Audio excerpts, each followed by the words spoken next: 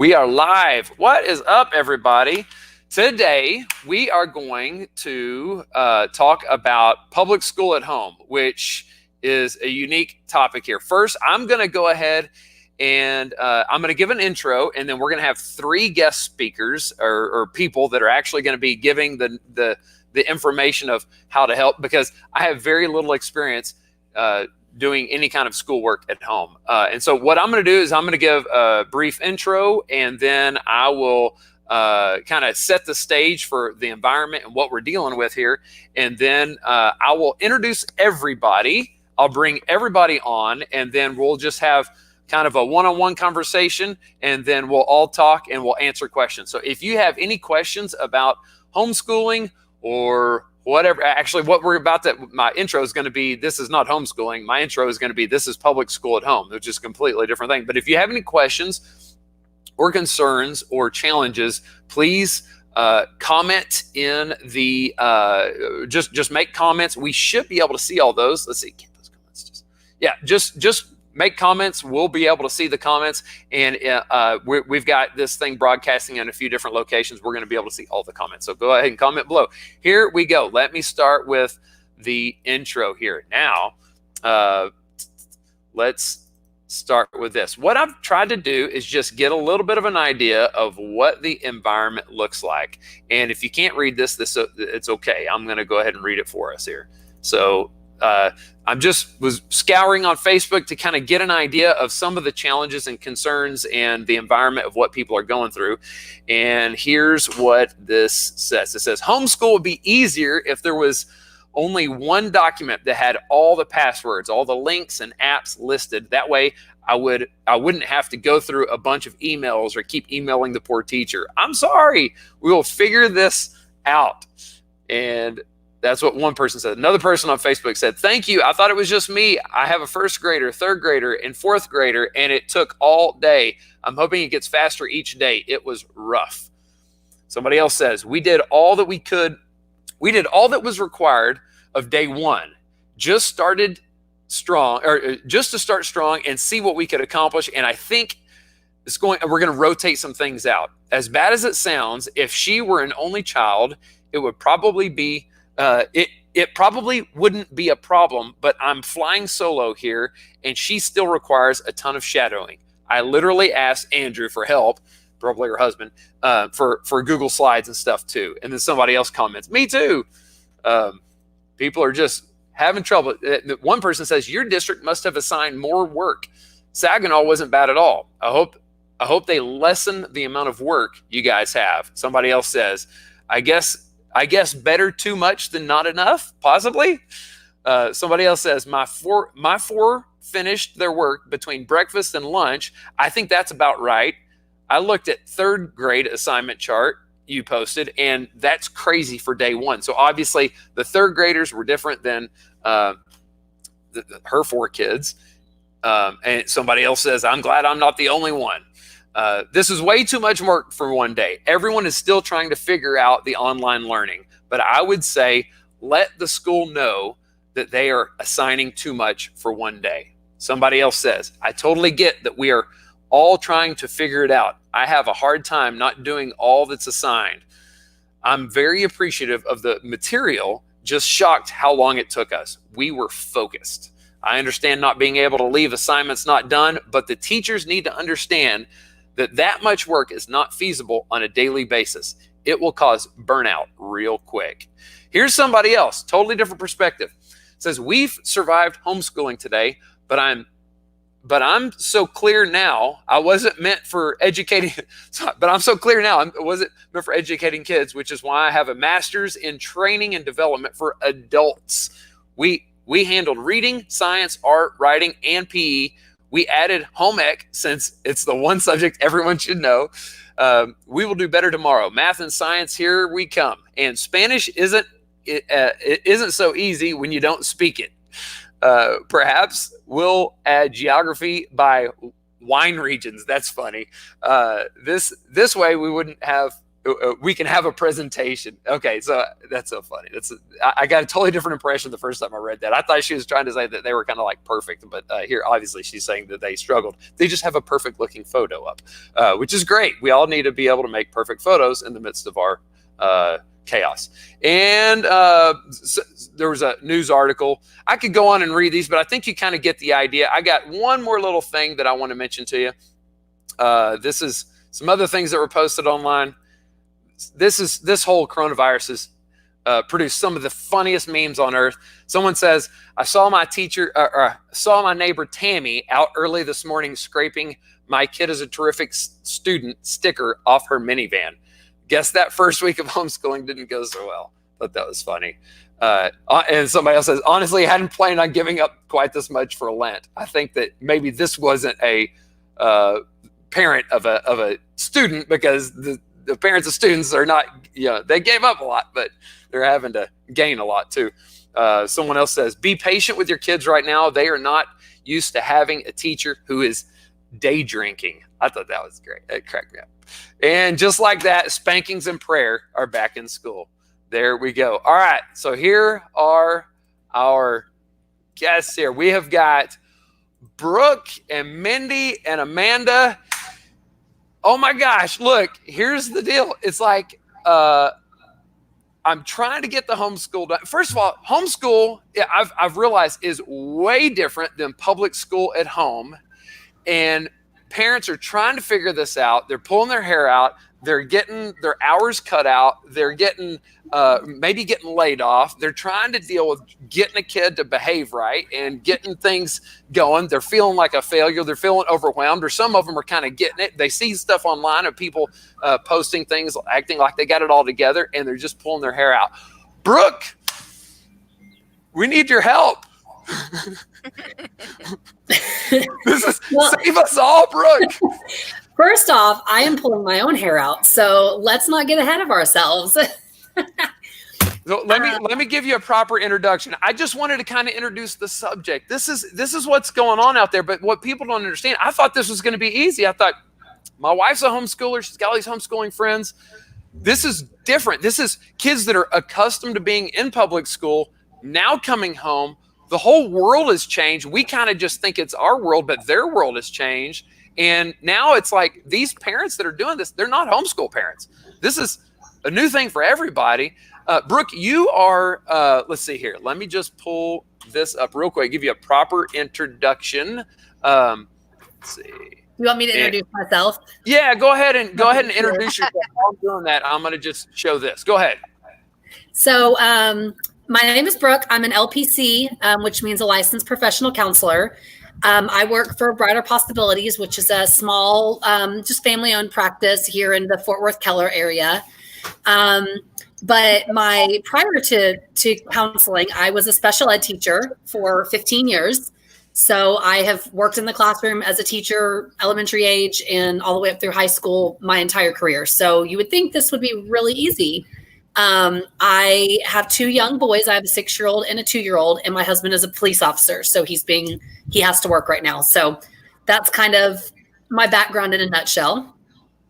How about that? And we now you have an office on the same floor as me in the same building, and we've brushed shoulders in the hall, and I can tell that you're amazing at what you do. I can hear you talk to people, and so I was just thinking, man, in the midst of all this craziness, we need some answers and we need some help. And so I just want you to, I had a little live stream yesterday where I was talking about how I know me personally, whenever I'm trying to brainstorm potential solutions, my brainstorming ability completely shuts off when I get nervous or freaked out.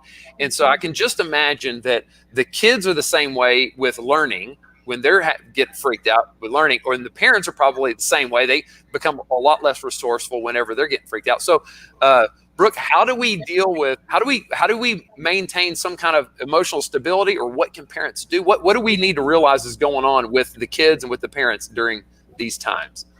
I think, obviously everybody is so very different. So that, that's a huge thing. But I think one of my biggest things I've worked with a lot of my clients and my parents on in the past 2 weeks is, showing, number one, our kids look to us as parents for their stability and their reactions. So if you're freaking out, they freak out because they feel it. And sometimes my parents will say, "Oh, but I've never told them anything. I never told them I'm scared." Our kids know us. I mean, our kids know us sometimes better than we know ourselves. And on the same note, our kids also know when we're hiding things from them. So if we're saying, "Oh, it's just a long spring break," and then they overhear you talking to your spouse or your friend about this virus and all this scary stuff, they pick up on that. So I think the biggest thing, I wouldn't say word of advice, but I guess the biggest tip I could provide, if nothing else, is just to kind of catch yourself and make sure it's a good way to keep yourself in check, but know that your reactions are going to feed your child's reactions. And, a really important thing you have to know with children, especially, but as adults too, as our emotionality is getting really high, our comprehension and our listening skills are down. So if we're amped up, think of getting in a fight with your spouse or your best friend or sister or brother or parent. And when you're fighting, you're just in a rage. You want to get it out. Your emotionality is up. You've had a bad day, whatever. You're not hearing the other person. So now take that down to the maturity level of a child and awesome, buddy. Sorry. Now take that down to the maturity level of a child. And if they're freaking out, they can't hear you. They can't rationalize. They can't, I hear people say all the time, "Oh, she knows what to do. She knows her coping skills. She knows how to calm down." Sure, she knows, but right now she cannot practice those skills.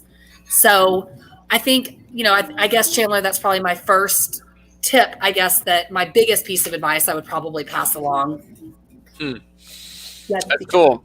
And Brooke, I almost feel like any question I'm going to ask is just maybe redundant. And so, but at the same time, I just know I've read some parenting books, and I read what's in the book, and then I come home and I know that there's a better way to do things, and then I come home and most of the time I don't do them. I'm like still wanting to strangle my kids or waterboard or whatever.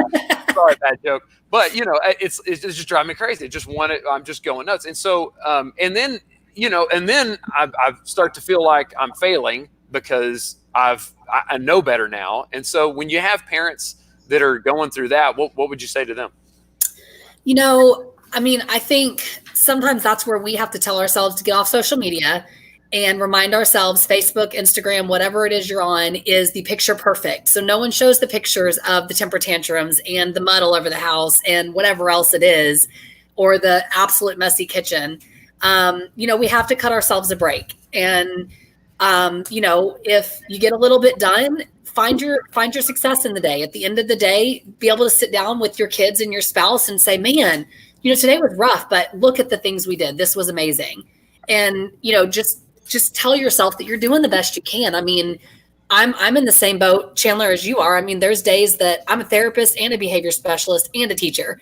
And I scream at my kids. I get angry and lose my temper. I use the wrong tone. I shouldn't, but I do. And then I beat myself up over it. And then I cut myself a break and remind myself I'm doing the best I can. So, I think just keeping in mind that, the teachers are sending out all these assignments and everything to do. You're not expected to do every piece of it. The kids are not being graded. They're not being given, especially elementary age, they're not being given new concepts. They're just trying to keep their brains firing. So if you pick one assignment a day, do one assignment with your kids. But also in this time of chaos, enjoy your time with your kids. Go, and I'm sure, Amanda will have much better suggestions on how to utilize the time because she's a pro in that. But, in this time, I say you just sometimes step back and just say, "You know what? It's not raining and it's beautiful. We're not doing school today. We're just going to go outside and we're going to play. And tomorrow we'll do an extra math lesson." I think, I don't know if I even answered your question, Chandler, but I think my main answer is we just have to cut ourselves a break and know that we're doing the best we can do. Yeah, I've talked to each of you and read plenty of stuff online, and for sure, one of the takeaways that I have of everything is just grace. It's just give yourself grace, give the teachers grace, give the kids grace. It's just all the way around. Hey, but something else, there's a real estate agent in our company that has gray hair and grandchildren, and he said, "You know what? I know people are freaking out." He's like, "But what people don't realize, it's what's easy to lose sight of, is that this is such an incredible opportunity to spend time with your family. And I know it like this time is going to be gone, and all the emotion and crazy and freak out is going to be gone, and you're going to be old and your kids are going to be out of the house and you're going to wish you had this time back. You don't realize what a gift this is. And I thought, God, okay, easy for you to say you don't have kids crawling up the wall, like, teachers breathing down your neck and feel like, all that stuff's going on. But at the same time, I know that there's truth to that. So it's great to hear you say, like, it's all right to check out of school. But is it really? I mean, I wonder if there are some school districts that are taking grades still. Have you heard of any? No? They're not at this point. They are not. They like the regulated. I can't speak for public or private schools, but I know the public schools at this point, they are not. They're not permitted to. They're basically being told to, give work for them to do that is concepts they've already known, because they can't hold the kids accountable for TEKS that have not been discussed at school. Because you don't know what situation, you don't know what parents are working 10 hours a day and can't school their kids, or, they don't, so they can't mandate at this point. Now, as we're seeing that it's rolling out to the rest of the school year, some of those rules might change, but still you cannot mandate that work get finished and grades be held responsible when you're at home. There's just no way to mandate that. Gotcha. Cool. All right. So I've got one more question, then we'll move on, because I feel like this is one of those subjects where we're just going to barely scratch the surface. There's tons of things we could talk about, and we just won't get to all of it. But okay, so let's just talk about if you've got a kid, they're not doing their work, they're showing some behavior issues, and you want to get them re-engaged. You're trying your hardest to get through the day. Is there anything you can do with a freaking out kid? Do you have any tips for a parent that's dealing with a kid that's just losing it and trying to get them back engaged somehow? Yeah, absolutely. I think, the number one step is look at yourself and analyze, how are you handling the situation? Are you cramming it down their throats? So, and you may not be, but that's what I always do first is, okay, how am I addressing this? That may be the answer. If it's not, I think sometimes just taking a step back and change their perspective. Okay, we don't want to sit at the computer and do math. So my favorite thing to do, and I'll even show you my favorite thing that my son and I started doing, I bought all these window markers, and we're drawing on the windows. We're doing math problems and sentences and blending words, and because that's fun for him. He thinks, sidewalk chalk outside, just see if there's a way that you can, instead of saying, hey, it's time to do school, hey, let's go draw on the window for a few minutes. You give mommy a problem, then I'll do a problem for you. Just kind of switch that mindset around. And if you're hitting, of course, it's such a broad question, because I don't know, are we talking about a 4-year-old? Are we talking about an 18-year-old? Yeah. But, for our younger kids, especially, if we're hitting a point where you're having behaviors, the child's shut down anyways. So just remind yourself, it's not worth the battle. So, I am a behaviorist, so I will say, don't ever let them get away from what they're fighting against. But it's okay to hit the pause button and say, hey, you know what? We're going to go outside for an hour. But when we come back in, instead of doing 7 problems, I'm going to have you do 2. So the temper tantrum doesn't get them out of what they don't want to do, but it does let them see, hey, my voice was heard. I'm resisting. I don't want to do this. And that applies for older kids too. Well, I'm not doing this. Well, I'm taking your phone away. Fine. That's not going to get you anywhere. So, kind of, if anyone's familiar with like the Montessori school kind of technique, it's, hey, here's your work for the day. How would you like to get it done? Mm. And as parents, especially in this time, I think we want so bad to grasp control over what's going on, when in reality, what we need to do is relinquish control and, allow the kids to have some, because their world's in chaos too. They don't get it. So, allow them to have some control over, what, all right, you don't want to do math right now. You're going to throw a temper tantrum. I'm going to walk out of the room while you're throwing your temper tantrum. I'll be in the backyard. Come see me when you're ready. And that's when you go hit the bottle, right? Yeah, that's when the day drinking starts. Yeah, no, that's so I know you're right. I know that whenever I've seen things, proceed constructively, that's what happens, but it's so much easier said than done. You just want to win. You want to get it through their head, whatever. Yeah. Well, and can I say one more thing? Sure. I mean, I could talk about this for hours, but sometimes also as parents, just walk away. And now is not the time to be shaping behavior. It's just not. It's too chaotic. It's too their whole structure. Structure and routine is very important. And I know Amanda will agree with that when you're doing anything when your kids are home all day. Come up with a schedule or a routine that works for y'all. But then sometimes just walk away. You don't even need to engage, because then you're engaging in a God, I'm losing my words. Power struggle. Yes, thank you. Then you're engaging in a power struggle, and we don't win power struggles with kids ever. So you could ask my 6-year-old sitting right here. There's plenty of times I just walk away and I say, come find me when you're done, because I know I'm just going to get mad or irritated, and it's doing him no good. So the power of walking away is super intense. And it speaks volumes to them. And then when they come back, hey, are you ready to talk about this? All right, let's fix it, and move forward. And then the other thing I will say that saved and I'm trying to just say what I need to say so I don't interrupt anyone else's time. The other thing I will say that saved our sanity is, use technology to your advantage. We do FaceTime talks with his friends. We've played Pictionary. We are going to get on a call with one of his friends to do math flashcards with each other. He talked to one of his little best friends this morning, and they just chatted for like 10 minutes. So, use technology to be your friend too. They don't have to be segregated from all their friends right now. That is, a huge tool. Just, let them talk on the phone and play a game together or something. Cool. Good stuff. And we'll go around the horn here and then come back, answer questions. And maybe if you have a comment on something somebody else said, you're more than welcome to jump back in. All right, Amanda. So we started with Brooke. She's a counselor. She can understand things from more of an emotional, I guess, big picture perspective. We've been friends for a long time, and now we work together, and you're amazing. And you also homeschool and have wisdom in that. I know when my wife was thinking about homeschooling, we came over and got some words of wisdom from you. So Amanda Hopper, let's see. Let me go ahead and let me just ask you a couple questions just so people can get to know you. How long have you been homeschooling, and who do you homeschool, and what's your background in this? Okay, so I guess I need to start a little bit before homeschooling.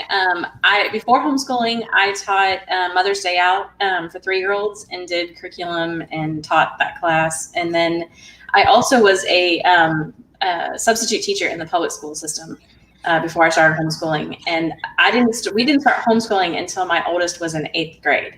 So we were public schoolers before we were homeschoolers. And so we've been homeschooling since 2012 now. So, and I have one in college. I have one in college now, one that's in 11th grade, and one that's in 8th grade. Okay, so one thing that I thought was really interesting, the perspective you have is, first of all, you've experienced public school and homeschool, but you've got totally different experiences with your kids for different reasons. So so first of all, you just mentioned you have one that just went off to college, right? So yeah, he went to college a couple of years, but he finally left for college. Yeah. Say that again? He went to TCC first, and then now he's at Texas Tech. Oh, I see. Okay, gotcha. So how long was he homeschooling? He didn't start till 8th grade, so 5 years.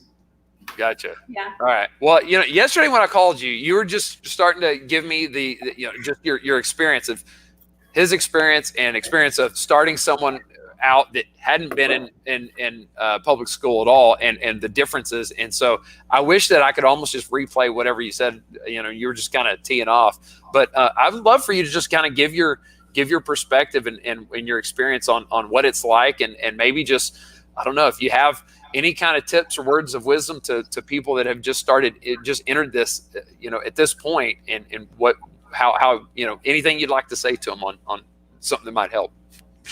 Sure. I guess the big thing is you can ask homeschooling parents for help. They've been doing it, and no one was a homeschooling parent before they started. They've all had to figure it out, and they all have different perspectives. And with all of your kids, they're all different. They all have different learning styles, everything. And the other thing to remember with giving yourself grace, a lot of what Brooke said just really rings true. You have to give yourself grace and your kids grace. Learning doesn't just happen inside of a public school room. Teachers introduce subjects to kids, but they're learning all the time. They're learning while they're at home. They're learning while they're playing soccer. They're, learning while they're playing video games. I mean, they're learning all the time. So you don't have to put so much stress on yourself about trying to make sure that they learn everything they're supposed to learn and do everything they're supposed to do. They will learn just by being around you. And sometimes, one of the best things, I think we started out, because we were public schoolers and I had been a teacher, we started out with a full homeschool room. It had all the pencil sharpeners, even the things on the wall, just like a public school, just like that, the little desks. We even had a computer station, everything. Now it's 2 rolling carts behind my master bedroom door. I mean, it's changed a lot. And my oldest had a very hard time that first year because they all did, because they had been in public school. And for all of us, we didn't really know how to homeschool. And it took a really long time. I think the big thing for us was learning to have school hours. You don't have to keep the same hours as they keep at public school, but keep a general time of day. For us, it's morning, but I don't even get my kids out of bed until 9. Like, it's just, for us, if I get them up and try to start school at 7, they're still going to take until 1 or 2 to get done. But if I start them at 9, they'll frequently get done at noon or 1. It's just, they're just better. For my kids, that's just who they are. So kind of know your kids, know your schedule. If you're an early morning family, do early mornings. If you're night owls, push it a little bit later, but kind of keep a general school hour time, just so you don't go crazy, because you as the parent will go crazy if you're doing school from 8 o'clock in the morning until 8 o'clock at night with different kids. Now you may, especially if you have young kids, you may have to give, the first hour and a half to one kid and the next hour and a half to a different kid. And you know what I mean? Depending on their age. But within those school hours, you do need to give the kids some choice. I mean, I let them choose. I basically give them a list for the day. This is what needs to be done for the day. You can do it in any order. I just need it done by the end of the day. If you want to take a break in between, if you want to flip it around, if you need my help, and I specifically usually ask them, if you need my help with a subject, let's do that one first. And my kids have kind of gotten to the point where they do the hardest subject first. For them, that's just what they like to do. But they learn really differently. I have one who gets up and he goes. He wants to do school. He doesn't want to be interrupted. He sits at a desk with, and just does it. And another one, he lays on the floor, he stands up at a desk, he hangs in the hammock, he does school, and he's doing subjects all through those things, but he learns better by actually moving. I know that seems like not even a learning style, but it apparently is. When he was little, he would just spin in a chair. So just because a kid isn't sitting at a table in a chair doesn't mean they're not learning. And that would drive me nuts. Right. They're driving you crazy as the adult, but that doesn't mean they're not listening. Sometimes it's harder for a kid to listen sitting still. I know that sounds crazy, but it just depends on the kid. I think I might have been that kid. Yeah. Yeah. Some kids learn better by moving. And part of that is, allow the kid to choose their environment. Like I said, some kids are going to need a desk and a quiet space. That's just who they are. But other kids, they want to sit in the middle of the house and they can listen to music, and it just depends on that kid, Let's see. I made some notes so I could kind of. Also, with public schoolers, I know that some people were saying that they were having trouble getting their kid to get through different subjects or things like that. This is where homeschoolers might actually help if they've been doing it for a while. There are lots of different ways you can get information from a kid to find out if they can do something. They do not have to necessarily write it down on a worksheet. If you have a reluctant reader, a reluctant writer, you can orally ask them the questions and write the answers down yourself. That's, or not for every subject maybe, but for certain ones, especially if they're long answers. Or you can record them answering, the question and send that to the teacher. I'm sure teachers are just looking to see that kids are thinking and kind of thinking about the concepts and working through the concepts. Like Brooke said, sidewalk chalk for math, hopscotch, Jenga. We've done Jenga pieces where, for multiplication, where we put different numbers on different Jenga pieces. You have to take 2 and do the multiplication problem. You could do hopscotch with division. It's just, you can do all kinds of crazy things. Lots of, kitchen science experiments, art. The online world is crazy. And right now everything's free, which is like a homeschooler's dream because normally we pay for all these things like Brain Pop and stuff. And a lot of it's free right now. And, don't be afraid to use a video. If you're tired, those kids are definitely tired of whatever subject you're working on because you're much more patient than they are. And they're moving a lot through school. That's the other thing. As an adult, you think that, we should be able to sit down for 30 minutes and finish the subject. Well, they don't even sit down for 30 minutes in public school. I mean, they're going to recess and they're going to PE and they're standing in line. I mean, even just the fact that they're standing in line in hallways going to the bathroom is movement. So they're not just sitting in a chair all day. So don't expect that at home. That's going to make all of you crazy. Yeah, there's a high school right next to our office building. And I had an office that was the window was right by the high school. And I would hear the bell going off and just thinking about how many subjects the kids go through and how efficient their time is used. But just thinking like they're hitting 5-8 subjects in a day or whatever it is, and athletics and everything else. And then they get home and the parents are worn out. But I'm just thinking, man, those kids, there is not a more efficient use of time that exists than the way they usher those kids through school. And yeah, if the parent's working and you've got, and you've got all these other distractions and everything else going on, it's just impossible to duplicate that, but it's a good point. They've got them moving the whole time. Yeah. I mean, most homeschoolers I know have set school hours within a time, but honestly, schoolwork can typically get done pretty quickly, but you don't have to make them, just like Brooke said, they don't have to do every single thing on the page. A lot of times, especially for younger kids with math, have them do the evens. If they can do every even and get them all right, they don't need to do the odds. I mean, that's, for public school or for homeschoolers, that's what we do. We don't even use grades in the traditional sense. Most of us are doing as long as the kid comprehends everything and can get, for us, it's 90% or above, like for math. If they can get 90% of the problems correct, they can move on. So I want to get Mindy's take, but first, you mentioned something else because Mindy's she fits this profile that most people are in these days, so she was her kids are going to public school, and then now they're having to do it at home. It's a new experience. But before we get to Mindy, I've got one more little area you mentioned yesterday that I thought I wanted to touch on. Is you were just talking about how there are all these challenges, and we tend to most of the focus is on the kids or the schoolwork or the teachers or whatever. But something you mentioned was about the parents' learning style and the way the parents are wired, and not realizing that like a teacher they've got practice doing this or whatever, and there's a certain style that teacher has honed in, and if that teacher is given schoolwork for the parent to administer at home, but then the parent has a completely different, they have no practice in it, they have a completely different learning style or whatever, what kind of challenges that can be. And so I'm sure, have you talked to other homeschool moms, or what do you have any insight on how a parent could deal with those? I don't know, some of those things. It was just something I had never considered before.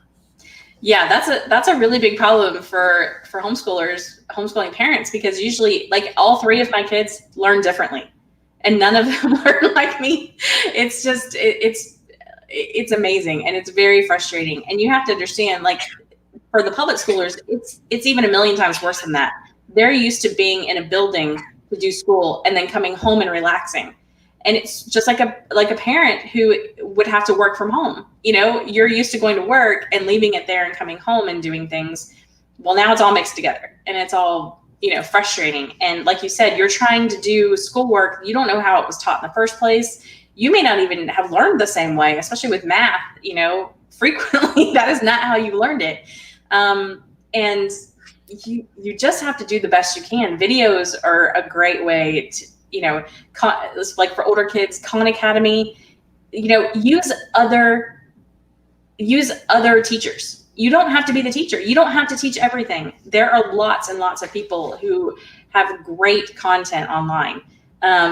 all kinds of YouTube videos. Don't just let your kids, look at YouTube for things, but you can find something first and see if they like it. The other thing is ask the kids. If you're confused or you're frustrated, just say, be honest, I'm frustrated and I really don't know how to teach you this. A lot of times kids have great ideas. Good points. Good question. All right, Mindy, you are a realtor with our company, an awesome realtor, by the way. And you have children that were going to public school. And I said public school, but it's actually, tell me a little bit about what kind of kids you have, what school they're going to, and what your I guess, what your experience has been. Ooh, we have one right behind you, a real live child. Tiny humans. So my kids go to the International Leadership of Texas. It's a public charter school here. We've tried traditional. Where are you? We've tried traditional public schools before. My kids are so disciplined and structured. It's just my parenting style that they don't work well in their traditional public school. You guys can go back to class now. But I have them get up. Our school has required, girls, you may go, please. Go back to class. They have to put on their polos every morning. I require them to get up and get dressed in full uniforms. We get up at 5 a.m. just like we do during the normal school times. Start their routines. Yeah. And so, but they enjoy it. We're so structured. If they get off their schedules, that's when they tend to get a little crazy and get a little bored. They strive off that consistency and the structure and the guidance for that as well. I feel like we've been blessed with online classes. Our teachers, they actually have the same schedule for the most part. It's been tweaked a little bit, so the kids are not in front of the computers all day, but they have, I sent this link to you, Chandler, but their schedule is all on one page. And as they change classes, they have a link to their teachers' classrooms, and they just take turns. They get to see all their peers. They get to talk to them, talk to their teachers, ask questions. During gym, it's virtual. You can see everyone back and doing some jumping jacks. And so the teachers are there teaching them. I think it's really important as me as a parent. I try not to get involved with the teachers teaching their classes, because even though they're doing this online, it's a live video like we're doing now. And if I'm to step in and say anything, I'm essentially interrupting class. And if I have homework questions and stuff, I save those, for the end of the day. Our school is still grading the students. They turn in, and this is my kids' schedule here right now. So when they go to math or fitness, they just click on the link and they go directly to the classroom. And whenever they're done, the teacher says, hey, take a 10-minute break. They get longer breaks now, and they tell them which class to log into next. And I have all of this pinned to the bottom of their computer, so they don't have to waste time coming to get help and searching for it. It's all accessible to them at the bottom. Let me show a picture of that real quick. Pardon? I'm going to show a picture of that because you sent me a screenshot of Yes. Of what it looks like, the way you have the computer set up. Okay, yes. So tell me what am I looking at here? So this is a home screen. The photo doesn't really matter. So you have the internet for them to search. The second tab here is their seesaw. What, this right here? The second one here, yes. Okay. Gotcha. Whoopsie. It's hard for me to see. Okay. The second one there, I do believe is, I don't know if it's Dojo. I can't see. And then they have the Google Drive there. Mm-hmm. My kids actually they have to do their assignments and turn them into Google Drive. They have Zoom video as an icon. They do Zoom classrooms. Mm-hmm. And then they have iStation, and then there is their Google Classroom, and then the PDF there is actually their schedule, so they don't have to go through and search for their email to find that. So they get up, they get dressed, keep the same routine, eat their breakfast. They're allowed to eat per teacher's instructions while they're doing classes. I don't like it because it makes their table sticky and the computer sticky. So I make them wait for lunch to eat their lunch.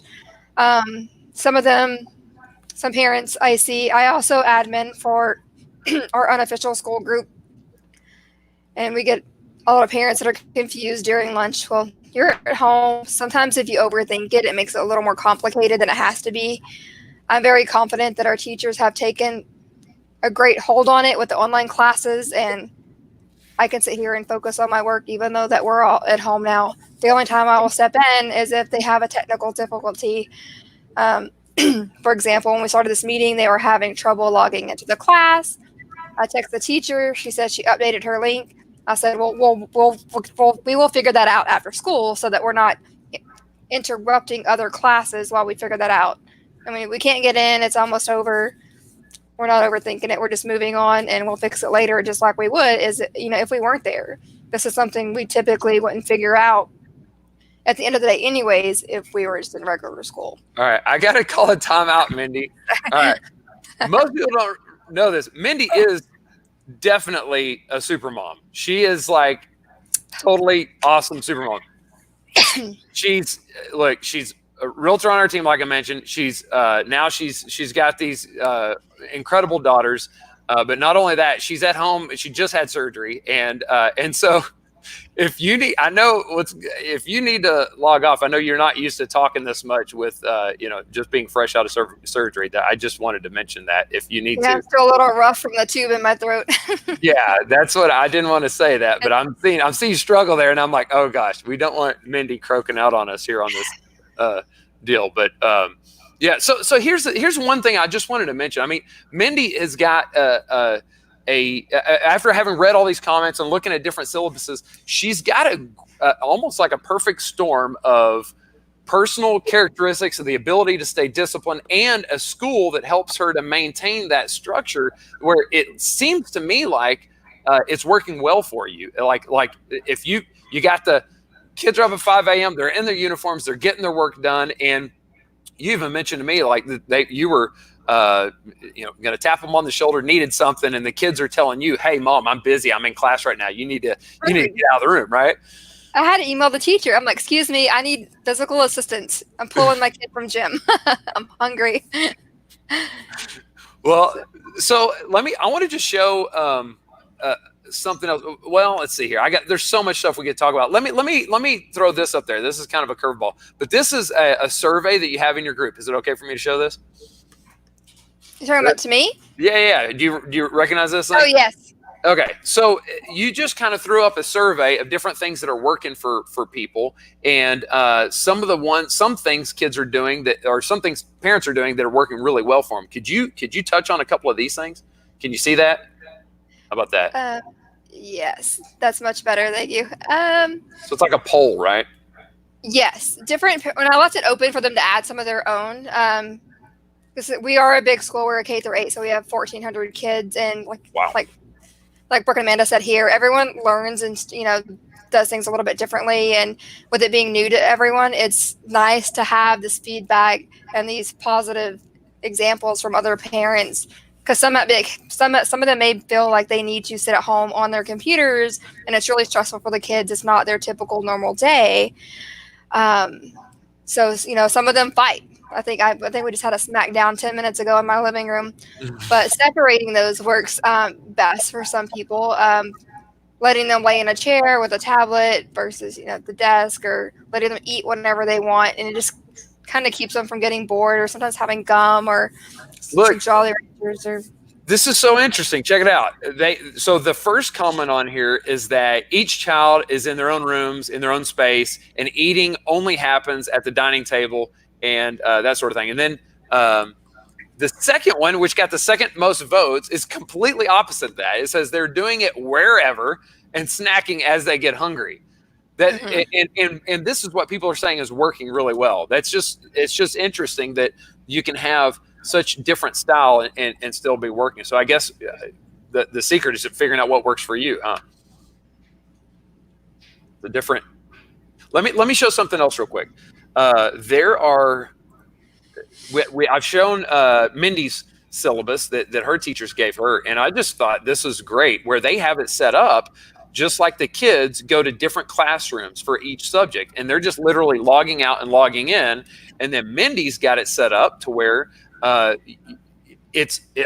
the classes are like all the links to all the classes are in one spot, so they just go click on each one, and it makes it really simple. Well, not every situation is like that. You've got some teachers have a syllabus where it's, let's see here. Let's just go to the opposite extreme where you have Keller ISD. There was a news story on them because all of a sudden they popped up Well, there's the news story link. Let's see here. Keller. All of a sudden, with like no notice whatsoever, they come up with this incredibly thorough syllabus on exactly what to do. And this is day one. Check it out. You've got all this stuff.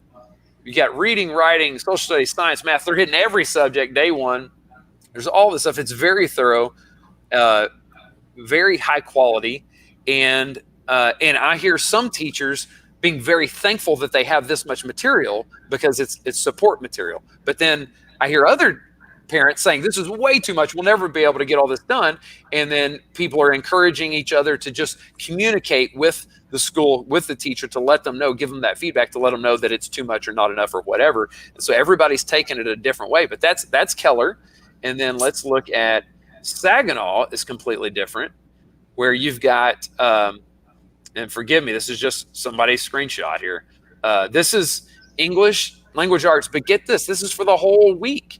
It all fits on one page, and you've got it's just a lot less material. And if you've got a week with different choices of different things to do, it's a completely different take on it.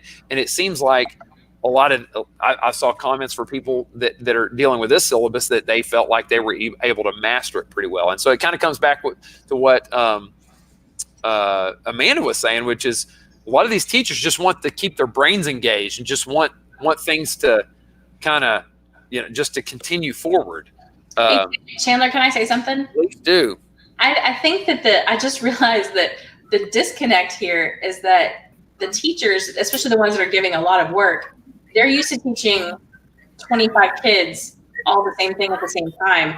In your house, you could be teaching 3 different age groups at the same time, and they all have their own work in all different, I think that's probably what's frustrating parents is they're saying, you're giving me all this work that you would give them in a classroom, but I now have 3 classrooms inside my house, and I don't know how to manage all 3 and all my different learning styles, and all of us are freaking out because we're inside the house and we can't go anywhere. And I think that's probably the disconnect and what is really frustrating people.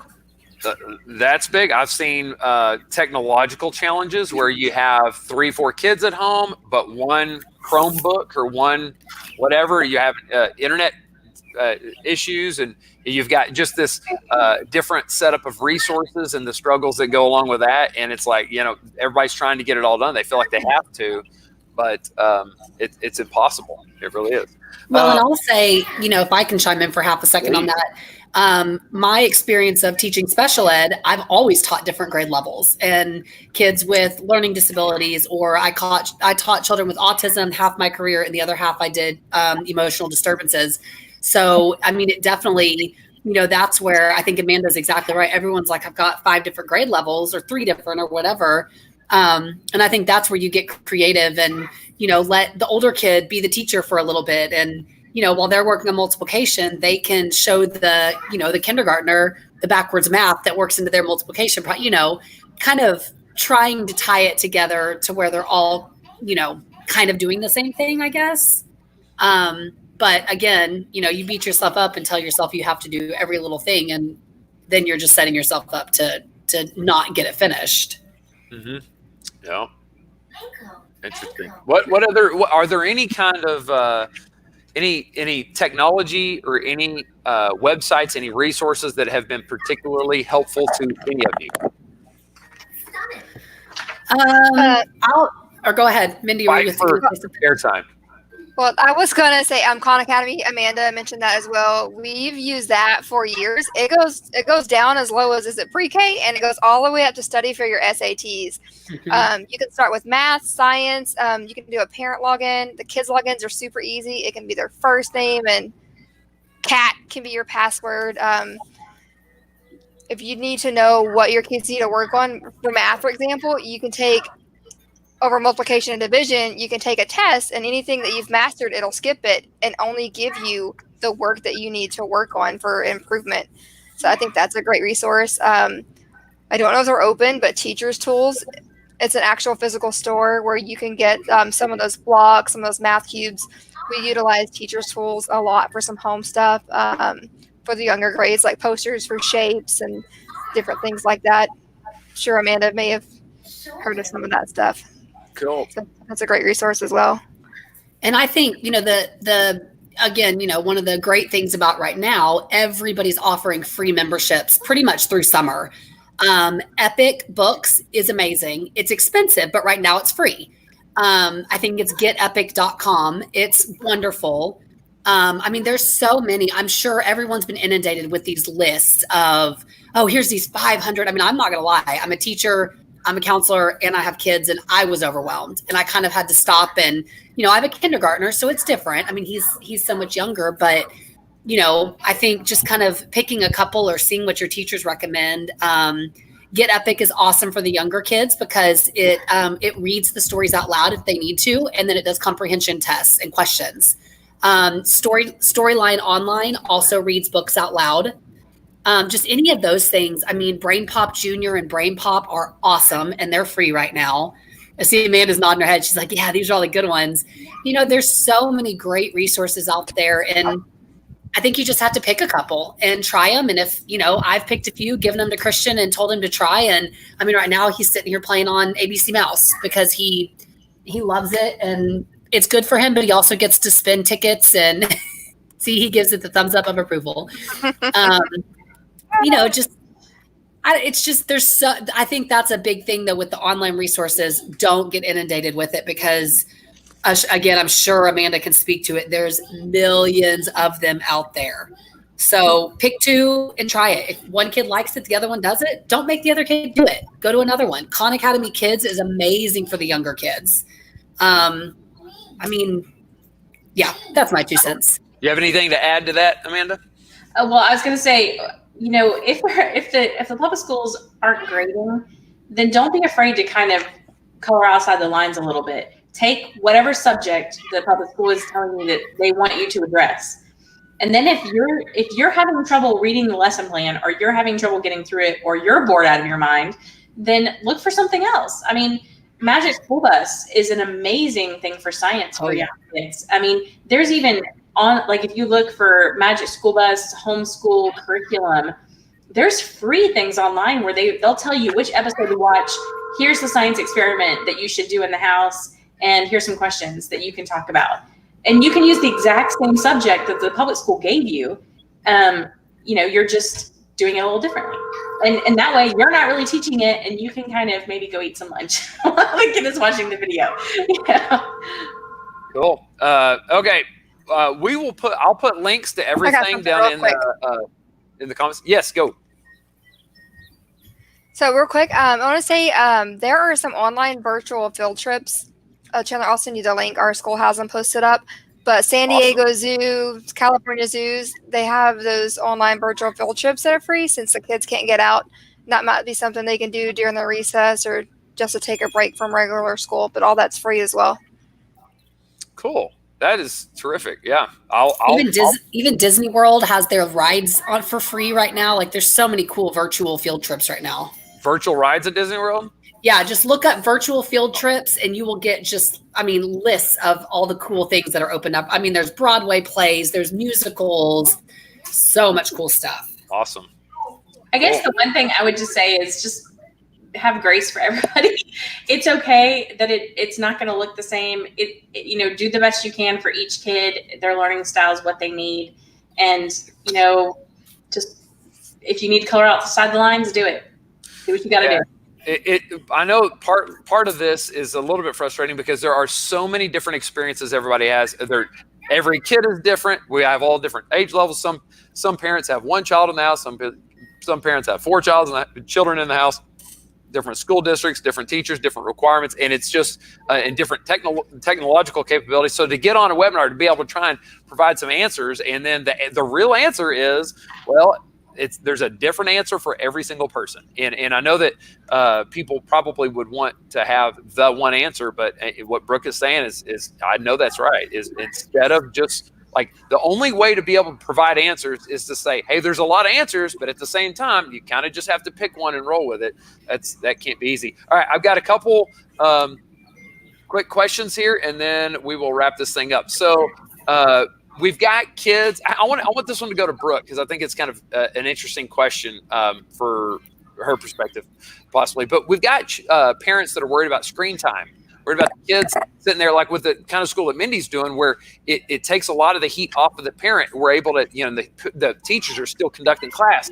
That those kids are sitting in front of the computer all day long sometimes. Should we be concerned about screen time? If so, like, tell us, how should we process that concern to that feeling? I think there's a really big difference. Hey, buddy, turn that down a little bit, please. I think there's a really big difference in screen time and in online learning. To me, screen time is watching TV, playing a video game. I mean, I understand it's the eyes looking at a screen, but I mean, if virtual learning is what we've got, that's what we've got. If depending on how your school is doing it, if you have the option, let them do some screen time and then take a break. Make it interactive. Just like in the classroom, they do the lesson and then they go generalize and they go practice.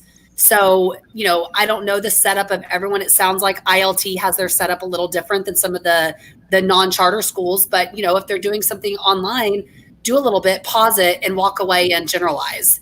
And then just keep in mind that the screen time for leisure is very different than the virtual learning. So I think kids can still, get on their Switch and play a game for 30 minutes, watch a movie. The biggest thing we do with, our 6-year-old is we just make sure he's not too close to the screen. But that's just the world we live in right now. And with, thank God we do, because if it weren't for that, I don't know how our kids would be doing anything right now. Yeah. So I wouldn't stress about it. I think that's a personal opinion. And I don't know if Amanda, with her doing homeschooling all the time, I'm sure that's something she might have more input on. But I say it's just one more thing you can't stress about right now. Well, I'm curious. Mindy has there's okay. So you've got two different elements of screen time. You've got the content that they're receiving. There you go. And then you've got the technological, biological issue. So Mindy, you've got an answer to one of those. What were you just holding up? I just purchased these on Amazon. It was $15 for 2 pairs. There's some blue light blocking glasses. My kids love them. They think they're cute. I got 2 pairs for $15. They dig it. They're working. We're not having any problems. I love them. That's cool. Oh, what do you have there, Chandler? I think it's the same thing. I don't know. We'll have to, yeah, and we even use them up in the office. Cool. Let's see here.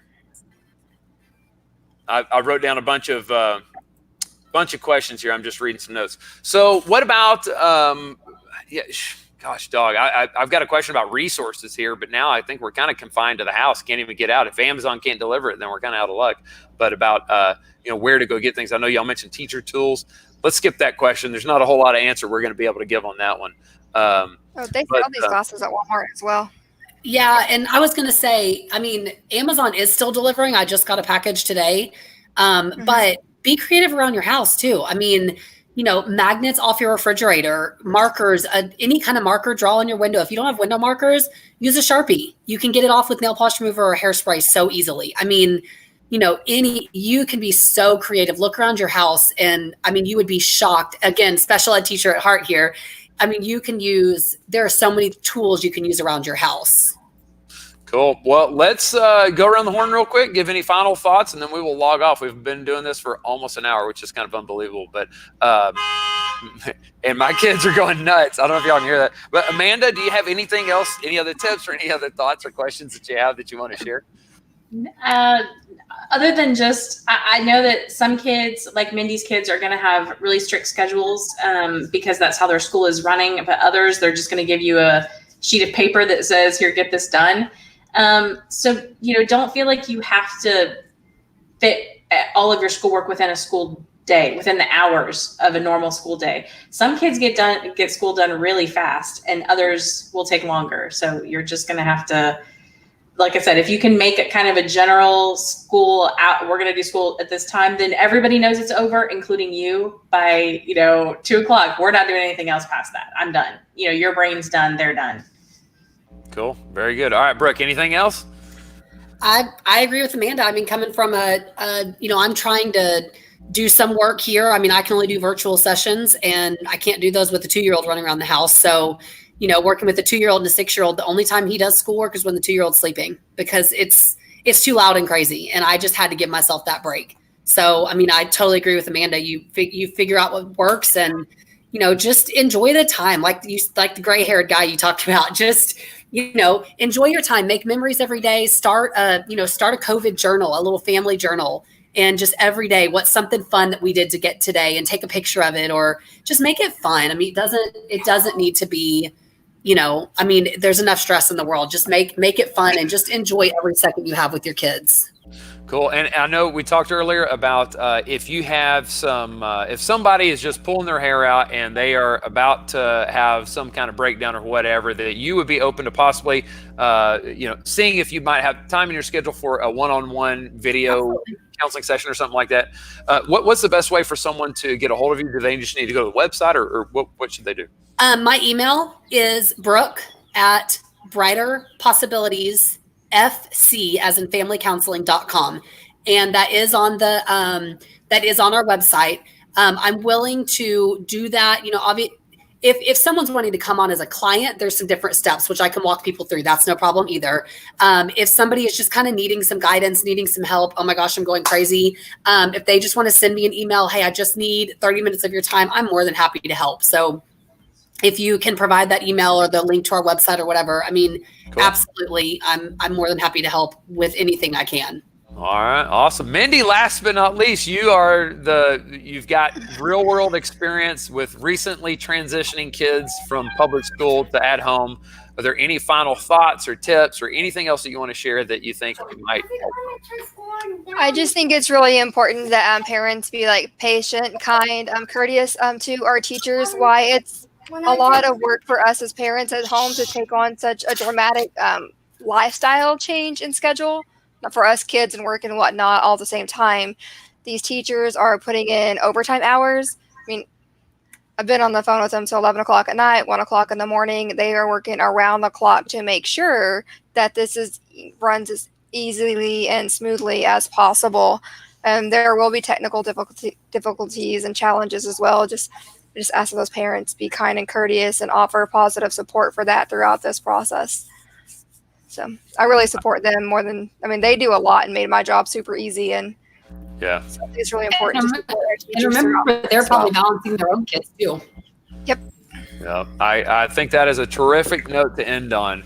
Parents give grace to kids. Parents give grace to teachers. Teachers give grace to parents. Teachers give grace to kids. Grace all the way around, because this is wild times, and everybody's just trying to figure it out. And parents give grace to yourselves. That's probably the biggest one right there, because without you guys, without the parents doing this, nothing's going to happen.